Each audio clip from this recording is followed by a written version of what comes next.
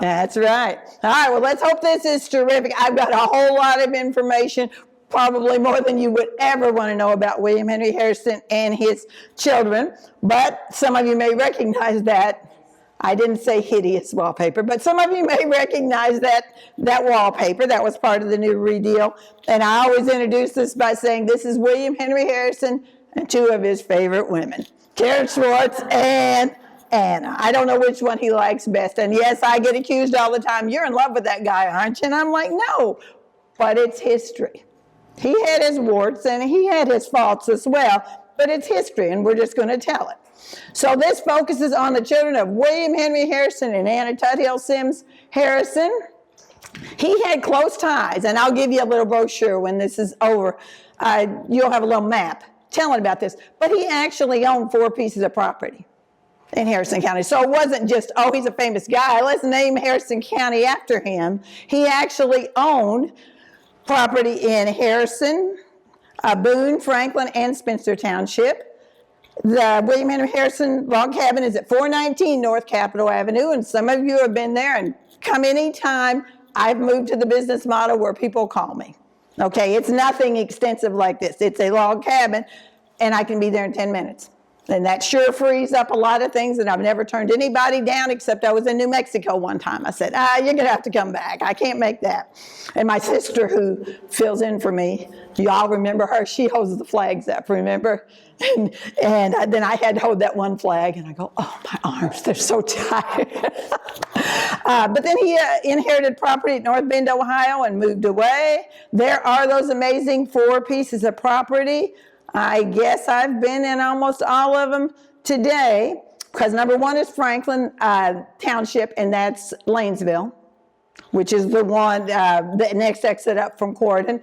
Number 2, he had property down there by Squire Boone, Daniel's brother. Number 3, he was the original proprietor of Corden, one of the original proprietors of Corden. And out where I live in God's own country in Spencer Township, he had 600 acres.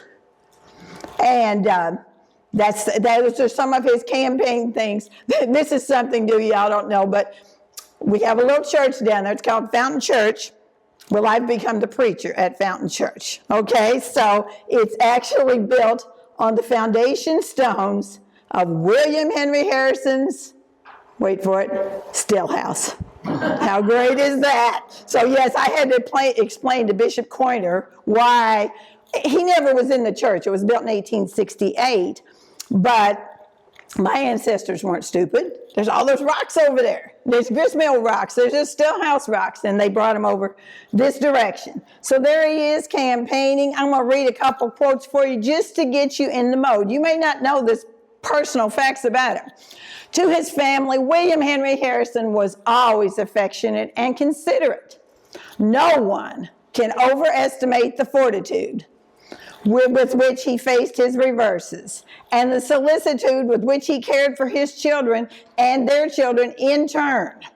Generous to extravagance and of a cheerful and optimistic turn of mind, witty and fond of society, it is small wonder that he was constantly surrounded by friends of that pleasant associations are consistently grouped about his name. It is indeed in private life that Harrison appears to his best advantage, and that's what we're talking about. We're not talking about his military prowess or business skills. We're talking about his personal life. Here's another quote. And his kids, they just seem to get in a lot of trouble, okay?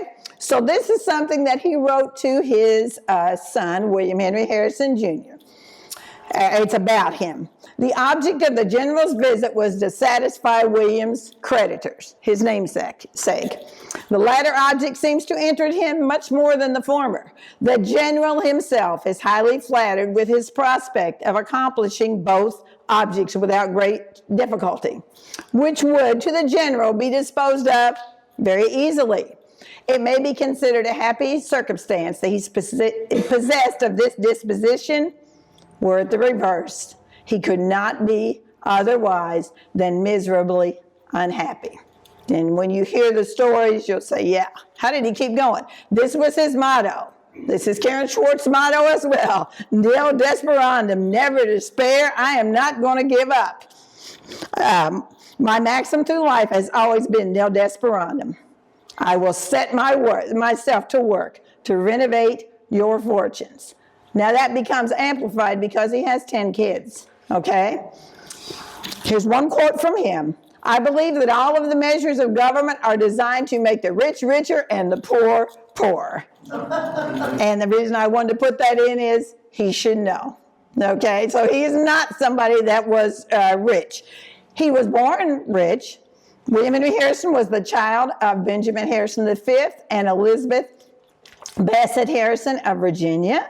There's a picture of him and her tombstone, but if you've never been there, it's a fabulous trip. It's called Berkeley Plantation. Everybody says, well, where is it? I say it's close to D.C., and I say, how long does it take to get there or something? And I say, 2 hours. And they say, oh, you know, it's not that far. It's not as far as Bedford is from Corydon, I promise you. But the D.C. traffic just kills you. You know what I mean? So come in the back way. Don't come in from D.C. That house is there. And you go, and they're there to give you that tour, and it's pretty amazing. You're on the James River. It's a fascinating trip. Now, this are the parents of Anna. John Cleve Sims and Anna Tudhill were Anna Tudhill Sims' parents, and he's a big deal. He was Judge John Cleve Sims. He owned all kinds of property up there in what is now North Bend, Ohio, just near Cincinnati. And William Henry Harrison actually wrote his obituary, which is kind of ironic because they weren't on the best of terms in the beginning. Here rest the remains of Judge John Cleve Sims, who at the foot of these hills made the first settlement between the Miami rivers. And then it gives his birth dates and his death. So he died pretty early, 1814. And William Henry Harrison actually wrote that for him. I showed you where he was born in that Berkeley plantation. Then he dies April 4th, 1841 at 68 years old. How could a president ever be 68 years old? Well, we've learned they can be even older than that. He was the 9th president of the United States, and he was the first one to die in office. He's buried in the Harrison Tomb, North Bend, Ohio. Anybody else ever been there? It's a fabulous trip. His birthday is February the 9th. So whatever Friday is closest to February the 9th, you go up there to the town hall, and then you get to march in the parade from the town hall up to the thing, and the Pentagon's there, and they play taps, and it's just a fabulous thing, and it's always on that Friday. I didn't go last year, though, because it was cold. How long was he in office before he died? 31 days. Yeah. Short time. There she is. I wish I could find a picture of her being a young, remarkable girl, but I've not found it. He met her on a visit to Lexington to see her sister, Maria Short. He fell in love instantly with the remarkable, beautiful girl. She was, I'm sure. And there's a picture of her. She was born in New Jersey, and then her dad was, as I said, a big wheel. She outlived him by so much. She died at age 88 years in 1864. She almost made it all the way through the Civil War. I love this fact. I haven't even looked at her picture out there, but maybe she's not there because she didn't go. But she was the first presidential widow to receive a pension, $25,000. I'm sure her kids ran through it just like that. And free mailing privileges for life. And she's also buried in that tomb. The tomb is like a miniature version of the Washington Monument. They married while her father was away from home.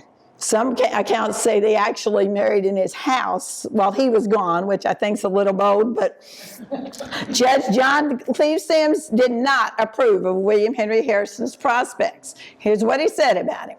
He can neither bleed, plead, or preach. And if he could plow, I would be satisfied. So you get the implication that he didn't think much of him. He had studied to be a doctor, but he didn't do that. He certainly wasn't a lawyer. He wasn't a preacher or a farmer. His best prospects are in the Army. And if he can dodge well enough, he may make a name for himself, which he did. He dodged well enough. The one thing I did want to mention about Harrison's dad, because Glenda and I did a program on this for the 250, and Benjamin Harrison V, not the president, but the fifth, his father, was actually presiding at the podium when the Declaration of Independence was read. He is truly a child of the Revolution. His dad was in it up to his ears.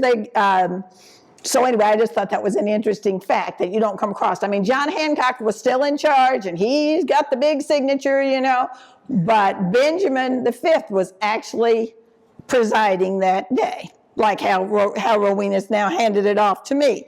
And so I just think that's pretty exciting. They got married November 22nd, 1795. In his house, as I said, and that's my mother's birthday. And she would be here if she was still with us, I promise you. So after he comes back and he finds out that they're now married, she said, "So what? How do you expect to support my daughter?" And Harrison answered, "My sword is my means of support, sir." And it worked out.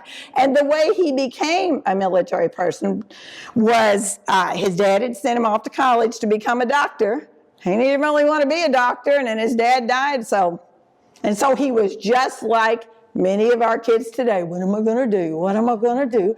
Because he was the last in the pecking order. Okay? So he says he meets with Robert Morse, who is one of the wealthiest men in the United States. And he says, "Mr. Morse, what do you think I ought to do?" Well, Morse was trying to raise the militia. So he said, "Join the military." And Harrison just took to it. The military, the military, the military. And he never looked back. There's some of the things you'll see in North Bend, Ohio. And this is where President Benjamin Harrison was born. This was a part of their farm. They were like in our farm, in our neighborhoods, where everybody's in the same thing.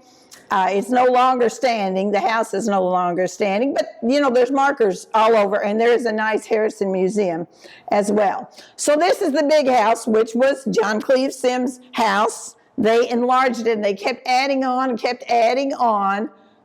but he always kept that closet that was a log. You know, he had that little piece as a closet to prove he was indeed a log cabin president. And he would take you in there and show you. There's a drawing of his death, April 4th, 1841. And he always was afraid that somebody might snatch his body. And they didn't. But you see, he was lined with all this stuff. And the total funeral cost was $3,088, mostly for black crepe decorations. And you know how his wife found out that he was dead? She went to the post office or the store, they probably were the same things, and somebody had a package wrapped in newspaper, and she sees that her husband has died. I just thought, oh my gosh, how different. What a different way, and how to find out, because she hadn't gone. She had been sick, so she hadn't gone for the inauguration, hadn't got there yet. And there's a picture of it right there. Fabulous trip. And you can actually get inside there, and there we are inside the cave, and the gold ones are Harrison and Anna, and then that's his son over there to the left. And we'll tell a little bit more about caskets and things when we get to him. So here are the kids. I'm not going to read this, and I promise you, I have a handout to pass out to you, if it's in the bag, I think it is.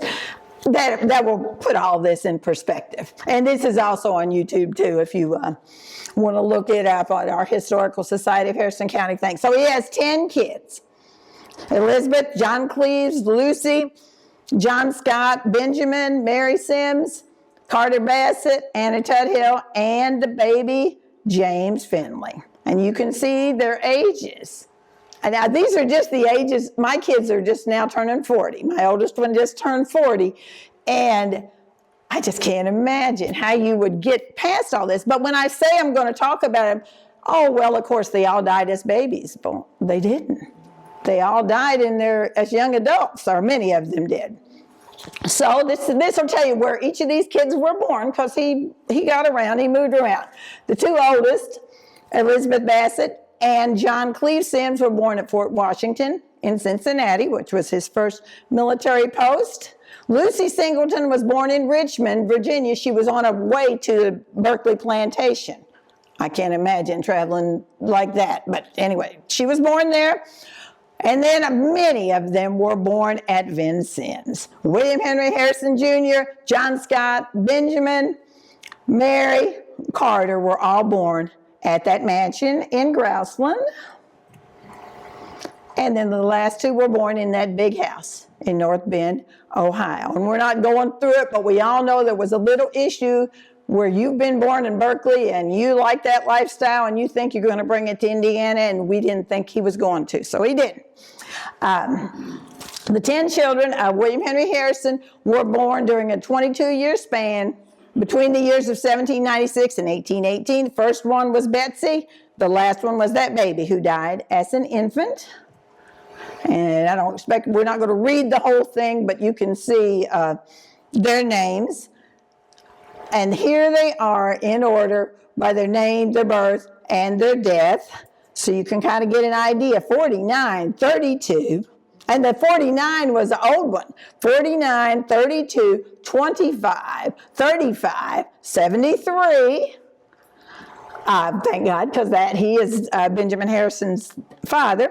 34, 33, 27, 51, and 2, although actually he didn't quite make it to that birthday. Here he had 4 daughters. Okay, and they weren't in that order. You know, they're all mixed in. Elizabeth, Lucy, Mary, and Anna. 6 sons. John, William, John, Scott, Benjamin, Carter, and John Finley. 3 Johns. So you think you're set. Okay, you got 6 sons and 4 daughters. Wouldn't you think your posterity was assured? But as I said, 6 of them died young, not because they were babies. 1 died as an infant and the rest as young adults from various causes. In many cases, self-inflicted causes, okay? William Henry Harrison had a still house, but he wasn't much of a drinker, but boy, his boys were. So here's a quote from James Green, and I think we can all identify it, especially if you have kids. In the natural order of things, children should outlive their parents. The end should come in the ripeness of years and not in the early promise of youth. General and Mrs. Harrison lost 6 children. They had one grief after another. Only 3 of their 10 children reached the age of 40. So here are the ones that died before he became president. So most of them were gone by that time. And these are the 4 that lived to see him and actually knew that their dad was the president. Elizabeth Bassett Harrison Short, John Scott Harrison, he's the one that lives to be 73, almost 74. Mary Sims Harrison Thornton, and Anna Tuthill Harrison Taylor. And so by the time he became president, John, Lucy, William, Benjamin, Carter, and James had all passed away. This is one of the saddest sights I've ever seen in my life. It's right there. You have the Harrison tomb, and then across the road, just like we parked across the street, about that far, you go up these steps, and there's those 3 boys that died within 2 years of each other. 87, Carter was 27, William Henry Harrison Jr. was 35, and Dr. Benjamin Harrison, not the president, died at 33. That's tough. But they did have some good times, and they did marry pretty recognizable names, or certainly into more money than William Henry Harrison had. We had a back-to-back wedding there at the big house. Clarissa Pike, daughter of the late Zebulon Pike, as in Pikes Peak, the explorer, married John Cleve Sims Harrison. And then the very next day, can you imagine that? Back-to-back weddings. I'd rather do them together. Lucy Singleton Harrison married David K. Este, a rising young Cincinnati lawyer and financier. And the ceremony was held there at the mansion. And then I guess they put their foot down and said, you know what? Y'all going to get married? Let's do at least 2 of them at the same time. So on June 16th, we had a double wedding. Carter Bassett married Mary Sutherland, and Anna Tuthill Harrison married Colonel William Henry Harrison Taylor of Berkeley, the Virginia homestead. Yes, Taylor was a grandson of Lucy Harrison Singleton. I know none of you guys know anything about cousins get married, but that kind of stuff happened. So Anna was his second cousin. In this thing, you're going to meet lots of people with the same names: William, John, Henry, Benjamin, Mary, and Lucy. They had the habit of naming them after their personal siblings. And we could go down so many rabbit holes, but I tried to just stick to the 10 kids of William Henry Harrison. That's enough to give for this presentation. And the middle name is usually the surname of one of the ancestral families: Bassett, Cleves, Sims, Singleton, Tuthill, etc. And then I put a few facts, but I couldn't go off on every one of those kids. We would be here till next week. Now I gotta pack the rest of those antiques. So here's what you do. You've been there, they've played taps, it's fantastic, and then you don't really march back. So here's what I do. I get there first, and I park here, and then I walk down to the town hall, then I come back here, and then I got my car when I'm done. So you go up these steps, and this is called Congress Green Cemetery. And you'll find 7 of those kids buried right there, just in the same section. William Henry Harrison Jr., he's one of those 3 boys I was telling you about. James Finley, Benjamin, Carter Bassett, Elizabeth, Mary, and Anna are all buried in Congress Green Cemetery. And there was one more that was buried in Congress Green Cemetery, but he's not there anymore. And we'll get that story as well. And as you can see, everything in North Bend is Sims Car Wash, or, they're all named after Harrison or Sims for sure. Cleves, there's a little town called Cleves.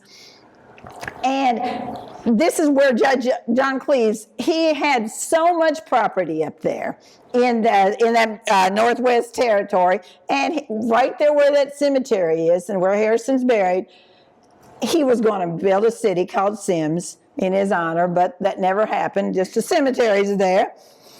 And I think Ohio does a terrific job with their cemetery markers and their historic markers. So there it is. So it's not some big grandiose thing where you might think presidential children will be buried. We were up there around Christmas time, so it was a little bit decorated. I don't know how to explain the caboose. It's just up there with part of it's like a private thing. It's nothing to do with that. There's another view of it. Most of them are readable. And there's the ones that are buried there: Elizabeth, William Henry Harrison Jr., Benjamin, Mary Sims Harrison Thornton, Carter Bassett, Anna Tuthill, and James Finley. So let's see, and who is not buried in Congress Green? John Cleves Sims, Lucy Est, and John Scott. So this is just a few smattering of facts. They all had great lives until they did, but there's lots of facts about him. But she was born September 29th, 1796 at Cincinnati, Ohio, and she died at North Bend, Ohio. She was named for William Henry Harrison's mother. Remember, she was Elizabeth Bassett Harrison, and wife of that signer of the Declaration of Independence. She married her first cousin, John Cleves Short. He was the son of Peyton Short, whose wife was Maria, daughter of John Judge Cleves Sims. So it was on the other side. But so you've got lots of that mixing up. They built a palatial, for that time's house, complete with central heating. Can you imagine? Now listen to how they were able to afford that. The place was known as Short Hill because that was their last name. And it was right there close to General Harrison, the big house at the Bend. The properties joined each other, and the Harrisons and the Shorts visited each other regularly. My grandkids are the 8th generation of our family, not the Harrison family, but our family. So we're back and forth just all the time, and I know exactly what they're talking about. Here's where their money came from. Judge Short, who was a well-educated lawyer who did not practice, had inherited a great deal of money from his uncle, William Short, from victims who had sent money to the uncle for safety, but who did not survive the French Revolution. So he kept the money. Nice work if you can get it, Who's going to go down that paper trail, to figure out, that really should belong to. So anyway, Judge Short had one of the most extensive libraries in what was then known as the West. So they were pretty cultured people, and like I said, he didn't have to work because he got all that money from the French Revolution. There's her tombstone. I'm sure they were in good with the undertakers because they sure had to use them a lot. And there's one where it's still decorated for the holidays. That was taken in January 6th of 2024. And most of them are not elaborate, the text. Betsy Bassett Short, wife of John Cleves Short. And you'll see the makers' names come up. And I'm sure they didn't wish him anything bad, but they brought a lot of business for him. Here's number 2. And she did have a pretty happy life. Lots of money. Mom and dad right next door. Number 2, not so much. John Cleves Sims Harrison, 1798 to 1830. John Cleves Sims Harrison was born October 28th at Cincinnati. So these are the first 2, and they were born at Cincinnati. And he died October 30th, 1830 at Sugar Grove over in Boone County, Kentucky, but just across the river. Okay? He's buried in a place called Brown Cemetery on the Kentucky side. Spooky. I mean, it is spooky. He was named for his maternal grandfather, John Cleves Sims, and born in Judge Sims' log cabin, which became the big house later on. He was known by the name Sims. So even if their name was John or something like that, they might call him Scott or Sims. He was educated, and that's one thing. Benjamin V says, you guys, you're going to have to get a trade. This lifestyle is not going to last. So he forced them all to become some kind of business person or at least get a profession. So William Henry Harrison made sure all of his boys went to college. The first one went to Transylvania University in Lexington, Kentucky. Completely different lifestyle than they were living in Ohio, I promise. He lived at Grouseland then after, while serving as receiver at the land office there. Then he gets in a little trouble, so he moved to Boone County, Kentucky, just across the Ohio River from William Henry Harrison's North Bend Farm. The Harrison families kept rowboats, and there were constant comings and goings across the river. Isn't that poetic? I mean, I just think about that. Hey, it's Grandpa, he's coming over. The families communicated by blowing a conch shell. I can't tell you how many conch shells I packed today, at least 6 in that antique store. But anyway, they're going away. But they blew a conch shell. And we have one at our farm, too, that they used to invite each other over there or say, hey, there's news. You got to come over here. He married, as I said, Clarissa Brown Pike. She was the daughter of Zebulon Pike. And you see they had a passel of children, 6 of them. I'm not saying they're not important, but of course we're not going to be able to remember the names anyway. But life was not a bed of roses for him. And here's the trouble for the John Cleves Sims Harrison family. He was appointed the receiver for the Vincennes Law Office. But after being accused of improprieties, and I don't want to get off into politics, but let's just say Harrison made a speech that Andrew Jackson didn't like, and there was trouble between them for a long time. He developed typhoid. He returned to live in Boone County, Kentucky. That's the spooky place I was telling you about. He developed typhoid fever, and William Henry Harrison was summoned to his son's deathbed, probably by the conch shell, in the middle of the night.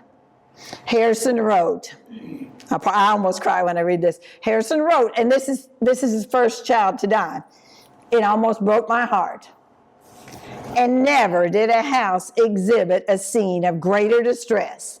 Never was a man taken away whose life was more necessary to his family. 6 kids, mother and daughter, both in bad health, and the 6 orphan children 4 ill. So Harrison, we already know about no desperandum. I'll take care of this. William Henry Harrison assumed his son's debts, took responsibility for the care of John Cleves Sims' widow, her mother, Mrs. Pike, and the 6 children, thinking, okay, it didn't work out for them, but everybody else is okay. William Henry Harrison declared Sims' death the most severe affliction I have ever experienced. And now we know there's much, much more to come. There's a picture of the tombstone in memory of John Cleve Sims. And can you see this? I mean, this is like a gravel road. But the spookiest thing to us was cars kept going back there. And we don't really know. There was some kind of compound or something at the back. So I don't know what all that was about. That's right. That's right. Number 3, Lucy Singleton Harrison Est. 1800, 1826. She dies at the age of 25 from connections from, they called it cod pneumonia, but I'm sure it was 1 week after childbirth, so I'm sure it was some kind of complications with that. She was very first buried in a Presbyterian cemetery. Then she was reinterred in Spring Grove Cemetery in Cincinnati. She was named for William Henry Harrison's sister, Lucy Harrison Randolph Singleton. I'm telling you, they've got all the Virginia families in there, don't they? Lucy Singleton married a man named David K. Est, E-S-T-E. He was one of the wealthiest men in the West.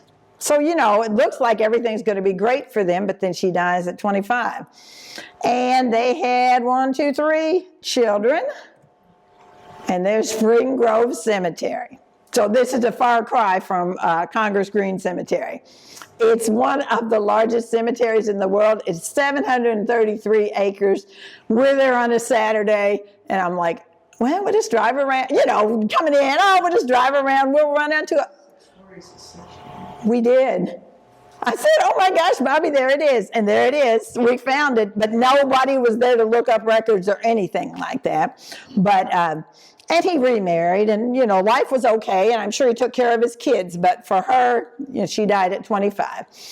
Lucy, wife of David Est, born July 31st, 1800, died in 1826. And then their children are also there. Number 4, William Henry Harrison Jr. This is what my grandma would have said about him. He dies at 35. He was a rounder. Y'all know what that means? He was just a rounder. He was not gonna reform. We read about him, we talked about him at the beginning. He was born September 1802 down at Vincennes. First kid born at Vincennes. He died in 1838. He's named for his father, obviously, William Henry Harrison. He also went to Transylvania University in Lexington, Kentucky. He studied law and practiced in Cincinnati. I think at Transylvania he learned to gamble and he learned to drink. Okay, and then he studied law and practiced in Cincinnati. He wasn't so good at that. He also served 7 years in the Ohio militia, so that's sort of a redeeming thing.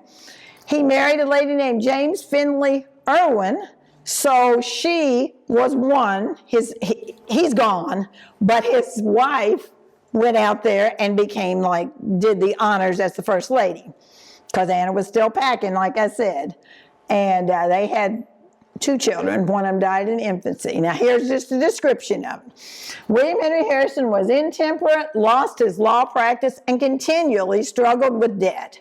Here are samples of advice William Henry Harrison offered to his namesake, William Henry Harrison Jr. To become a drunkard would be destruction. And I think maybe Harrison realized maybe he had a problem with alcohol, so he just pretty much was a teetotaler to stay away from it.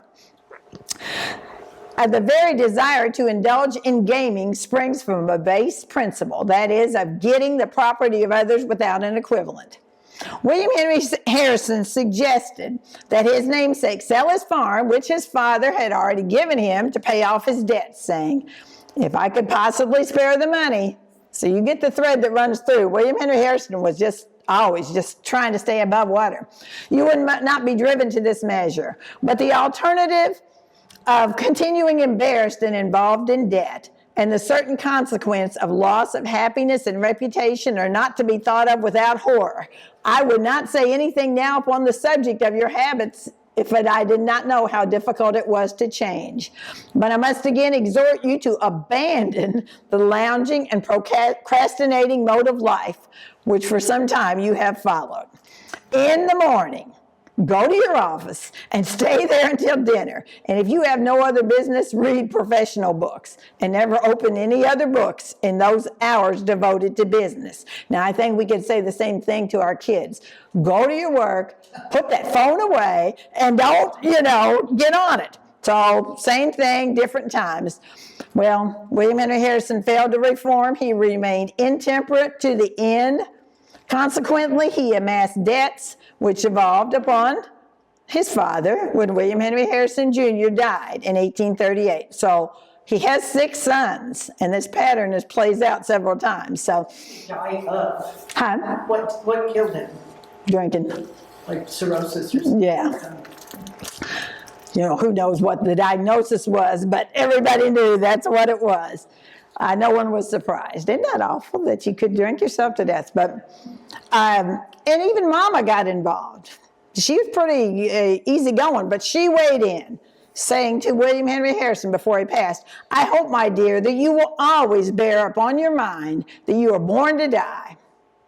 And as we know not how soon death may overtake us, it will be of little consequence if we are rightly prepared for the event." So whether it was or not, we don't know, but she didn't think he was ready. And there's his tombstone, which is one of those 3 that we were talking about. Here comes the one that makes it all the way to his 70s, John Scott Harrison, who is the father of the future 23rd U.S. President, Benjamin Harrison. Everybody always gets it mixed up. Oh, is this? No, this is his father.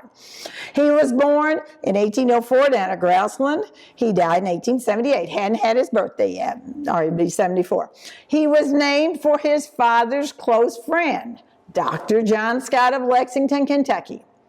Scott and William Henry Harrison were such close friends, they were known as David and Jonathan, like in the Old Testament. And think how many miles he had to do this. Dr. John Scott delivered many of the Harrison children into the world.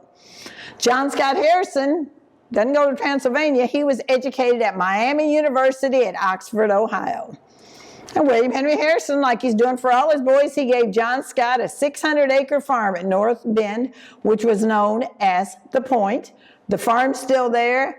When we were there, there was a power plant that's been built there. The house is gone, but the property's still there. But they were closing the power plant, so I don't know how that's come out. We haven't been up there since then. But I think this speaks volumes of what he thought, what William Henry Harrison thought of his son, John Scott. William Henry Harrison also entrusted John Scott to manage his farm while he was absent from North Bend, serving as ambassador to Columbia, 1828 to 1829. And he was married twice. So that's why you don't see Benjamin in this list. That's wife number 1. Here comes wife number 2. He married Elizabeth Ramsey Irwin. And then one of their children was, in addition to Archibald Irwin, was Benjamin Harrison, who did indeed serve as the 23rd president, like his grandfather, William Henry Harrison. And then there were several other kids as well. There's a picture of the drawing. I mean, it's a beautiful place, and you can drive up there and look out over the Ohio. And there's that power plant I was telling you about, but it may be gone now. I don't know. John Scott Harrison has the distinction, only one so far, being the son of a U.S. president and the father of a U.S. president. And politically, he served as a U.S. congressman from Ohio, but I don't think he had any aspirations beyond that. John Scott Harrison died in 1878, and so he's elderly, so there's not some mysterious cause. He just was older. And when his body was taken to Congress Green Cemetery, so they're taking the procession, probably the same walk that I do every time. The mourners noticed that the grave of a cousin, Augustus Devon, a young man of 23, who died from tuberculosis, had been snatched. Just like in Mark Twain's Tom Sawyer, you read that and think, yeah, right, they did. As a precaution to preclude this from happening to John Scott Harrison's body, his family placed 3 thick slabs of stone over the casket and cemented the grave shut. They also paid a watchman $30 for 30 days to watch over John Scott Harrison's remains. While searching for the missing cousin's body, at the Ohio Medical College, so they knew something was up. George Eaton discovered a body, there was another cousin, discovered a body hanging in a closet hooked on a windlass. Okay, so they're looking for a body, and they're looking for the cousin. Imagine their surprise when they found it was not the young cousin, but John Scott Harrison's body. So this is him, this is his son and a cousin. I told you. The young cousins, they recognized him even though his chest-length beard had been cut off. I just can't imagine. You're never going to get that out of your mind. You know, you found your dad hanging in the closet. The young cousin's cadaver was later found in a large vat filled with a pickling solution at another college. After this incident, thank God, Ohio updated the Anatomy Acts to strengthen prosecution of those grave robbers and to authorize the use of unclaimed corpses for medical purposes. So there he is. And they didn't want to put him back in Congress Green if you can't keep him with 3 slabs and a night watch, you know. So they put him in, as I showed you at the beginning there, they put him in there with his mom and dad. There he is in the corner. And there's a few other cousins and things that have gotten in there as well. And this is what it says. John Scott Harrison, 1804 to 1878. But for the Harrison kids, that was a big accomplishment, you know, making it to your 70s. Benjamin Harrison, William Henry Harrison's grandson, and John Scott Harrison's son, the 23rd U.S. president, was born at North Bend, Ohio, at the Point. Here comes, not that Benjamin Harrison, but his uncle, Dr. Benjamin Harrison, was born September 8th we're still in Vincennes, Knox County at Grouseland. And then he dies in 1840. As you can see, Benjamin was a favorite ancestral name, and it confuses everybody. He was named for William Henry Harrison's father, we talked about. He graduated from Cincinnati College. Now, I don't know anything about whether they weren't satisfied or you know, what made him not all 5 of my kids, all 5. Graduated from Franklin College. You know what I'm saying? Well, this is nothing like that. They're all going to different places. He studied medicine in Baltimore. He was a lively and adventurous outdoorsman, traveling out west to trap furs. In February 1834, William Henry Harrison was not exactly pleased to greet his son Benjamin, who returned from this fur trapping expedition after disposing of at least $1,000 in a manner totally unacceptable. Now think how much money that was. Well, Dad, you know, and he has no furs. He has nothing to show. So yes, Dad's a little bit disappointed. In April of the same year, Benjamin and John Scott lost a $700 cargo of farm produce en route to New Orleans when trees uprooted and crashed into the boats. But they both survived. So he wasn't really, he was unlucky, I guess we'll say. In 1836, William Henry Harrison received the melancholy but erroneous news that his son Benjamin, volunteer soldier of fortune, had been killed in Texas. So he gets the news that, you know, this guy's just dodging all kinds of bullets all the time, but he's not really dead yet. Instead, Benjamin had been captured and then released by a Mexican general when they learned who he was in consideration of his father, William Henry Harrison's reputation. So, you know, I'm sure they checked him out, but oh yeah, that's a General Harrison, we gotta let him go. So they turned him loose. When Benjamin got back to Texas, he was suspected of being a spy, but there was questioned, confined for a short time, and released. Benjamin returned home to North Bend, and now this time, this is for real. We've had all those false alarms, but this is for real. In June of 1840, while campaigning in Ohio, William Henry Harrison received notice at a speaking engagement in Springfield, Ohio, of his son's death. This time for real. Benjamin had been in poor health for some months. You know, to me, I guess it's sort of like with Lewis and Clark. You're out there and you're not taking care of yourself. You're not eating right. So he'd been going downhill. So William Henry Harrison, in the middle of this hotly contested campaign, journeyed home to North Bend to his bereaved family and ailing wife. And he remained there for a month. Don't you wish our politicians, that we'd already campaigned and we're still years out from the thing. Go home and stay home for a month or so. That's right. He got married a couple of times. I know the congressmen, I know the senators have gone home, but anyway, he had several children. And there's his tombstone.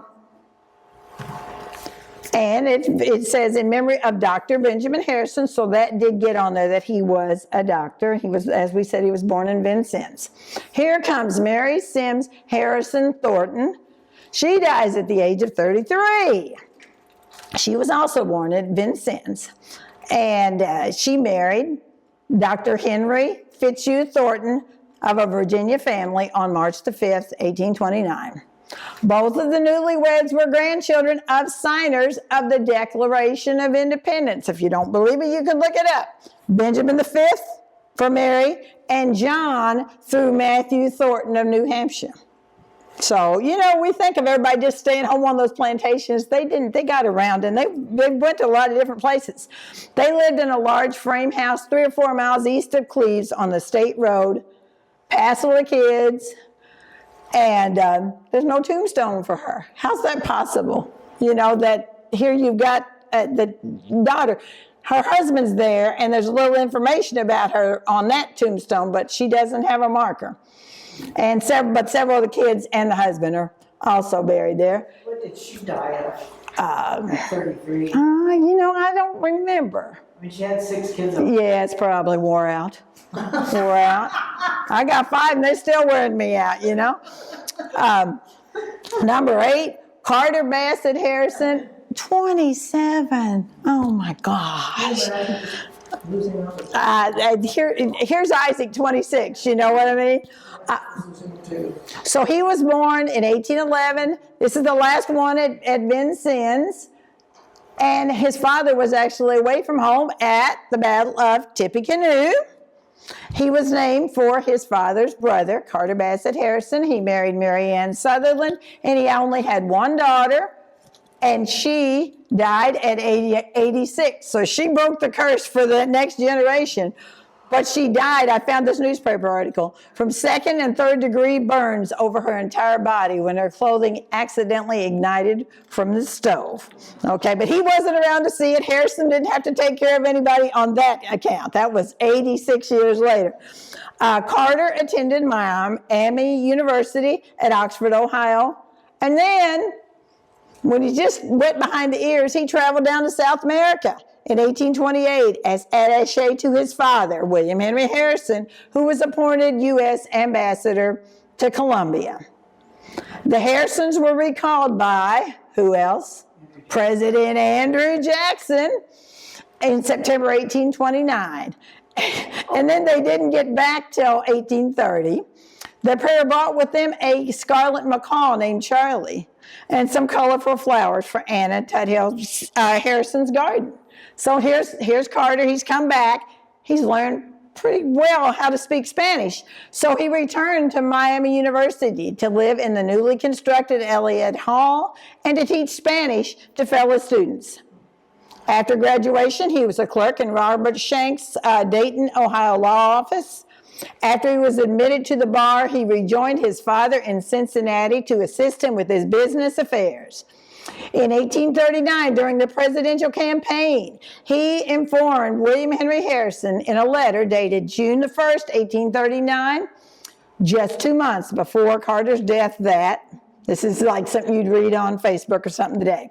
This is his dad, this is Carter writing to his dad. Hey Dad, good news. Your prospects in New York are certainly very flattering. General Bogardus believes you will carry the state. When Carter died at age 27, the Cincinnati Daily Gazette of August 16, 1839, reported that Carter was suddenly and mysteriously taken away. He left behind the wife and that daughter that lives to be 86. Although I did a Zoom program back in the days of COVID with an author, and she speculated that Carter came back with malaria.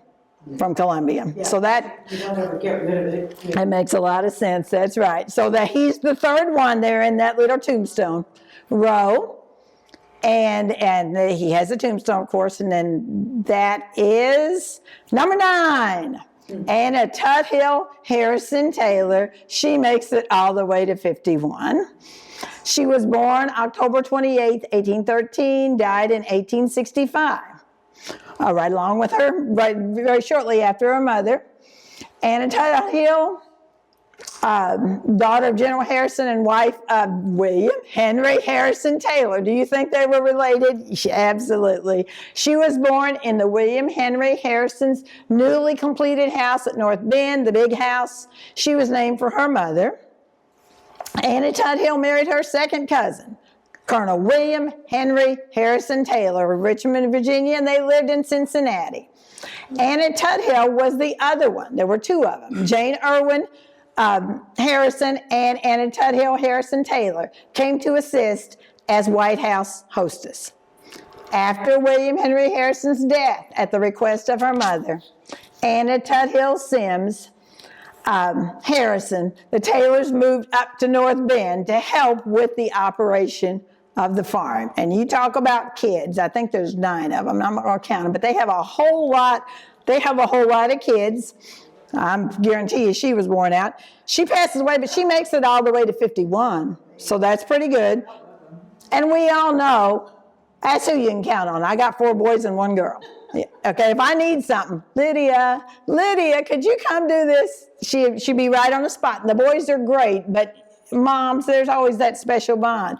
But listen to what happened to Mr. Taylor, her husband. Most of them I didn't follow them down, but this one was amazing to me. So she dies in 1865. In 1867, Mr. Taylor, with some of the kids anyway, moved to Minnesota and served at the state librarian at St. Paul for 16 years. After all of that, so that's pretty amazing. I bet he wouldn't like it if he was there now, do you think? Minnesota. And there's her tombstone. Not very fancy, is it? And it's also in Congress green. And it says 50 years, but you know what? Sometimes the undertakers don't get it right.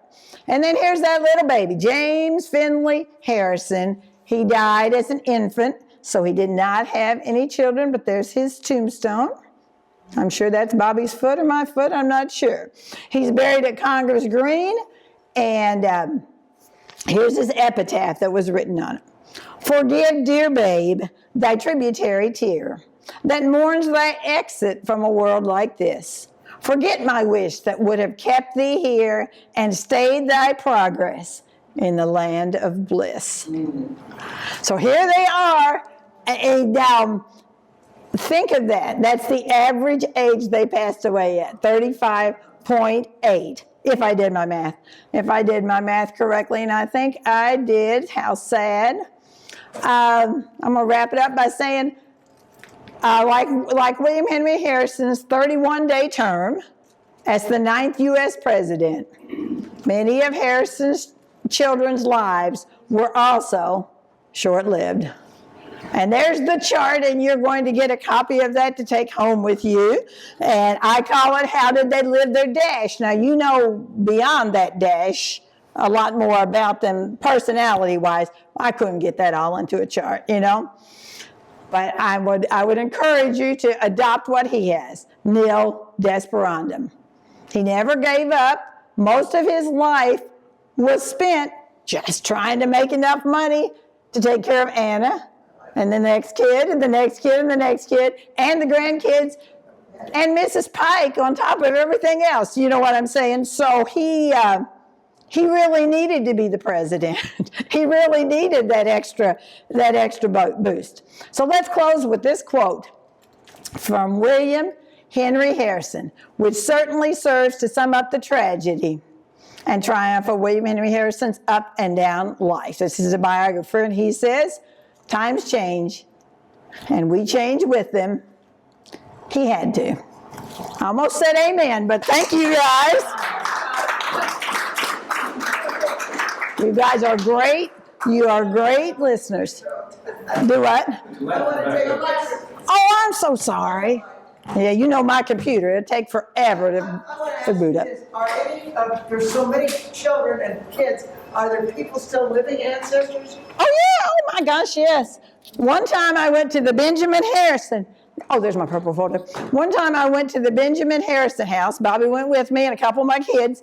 And there were two descendants of William Henry Harrison that were singing and performing. And they were singing, what was that song? Something about squirrels. Oh my gosh. My kids are like, Mom, get me out of here. So, and y'all remember back in the, you remember back, what was it? The semi-quincentennial, no, that's this year. Sesquicentennial. Well, bicentennial. When we celebrated the bicentennial of Indiana, did anybody go up to see that thing at the Indianapolis, Indiana Repertory Theater?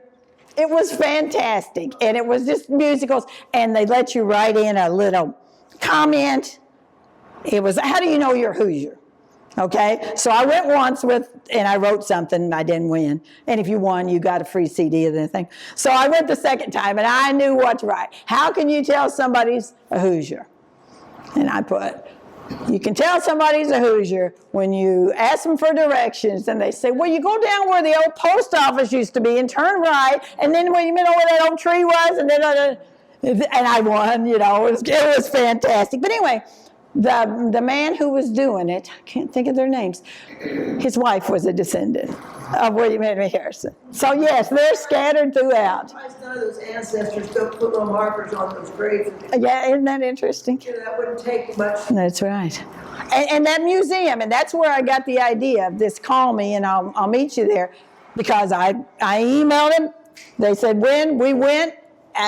It really works out, but they have William Henry Harrison's sword in there, and somehow through the whole thing, this will strike a chord with all of you, because they have a museum. It's not this big, but they had a museum, and then sometime during the bicentennial, it had disappeared, but nobody noticed it had disappeared till that grandson or great-great-great-grandson from Texas came and wanted to see that Harrison sword, and then they discovered it was gone, and they ransacked the place, and they felt like there was a curator maybe a volunteer, all the bicentennial events we were having, that maybe he had taken it. Well, anyway, they just kept digging, and it finally turned up. It was coming up for auction in Connecticut, I think it was, in Connecticut. And the sheriff of North Bend went up there and got that sword and brought it back. So, but that is just a really cool trip. Now all you got to do is call them, and you see the difference. I know you guys have a much bigger thing, but for me to sit down from 9 to 5 every single day and maybe have somebody and mostly not have somebody, and I have it open on Popcorn Festival and the big deals, you know what I'm saying? But that's worked really good for us. So you guys are great listeners. Of course, I taught school in Jefferson County, Kentucky, Louisville, so, everybody's a great listener by comparison. Let me know if I can help you with anything. We have a nice YouTube channel that's just full of, well, you can watch us sink Lafayette's boat. Did you guys do anything for that thing we did last year? So Lafayette, celebrating the return of Lafayette 200 years after the thing. So anyway, he didn't come to Harrison County. I wasn't really going to get involved. And then I go, and this guy's talking about it. And he's telling all the things that are going to happen. He says, I just wish we could get somebody to wreck the boat. And we get out in the car, and I'm like, Bobby, he's talking about Cannleton. So we marched back in there. And right there at the Cannleton Dam, it's a place called Lafayette Springs. There's a DAL marker there. It's really cool. So we built the boat, sank the boat. It was pretty cool. And at the end of the entire adventure, we all were together down at North Vernon, and the guy who had traveled around for 400 days doing all this reenacting, they were having a little panel thing, and he says, so what was your favorite part of the whole thing? The shipwreck. Yes, it was great. Well, thank you all for listening. Make sure you get 2 things from me. I've got I have a good time. There you go. So, Will you be hoarse tomorrow? probably. So I'm a little bit hoarse. We had our church dinner, okay? So of course I'm the preacher and I'm also the born greeter and all that. And I'm like, oh my gosh. So I do 2 services. So between them, I went and got some honey. So I said, I got to talk about William Henry Harrison. So in this little brochure, I'll just tell you a little bit about this. We had thousands of these printed off and given to all the kids. This is just general information, but this is where we get down and dirty and talk about what Harrison did. So that's my little log cabin there, and it is full. Probably our most exciting artifact is in the corner. We have a cabinet, cherry corner cabinet, built by Squire Boone, which is pretty exciting. And not only did he build it, he signed his name. Squire Boone, Squire Boone, 1799.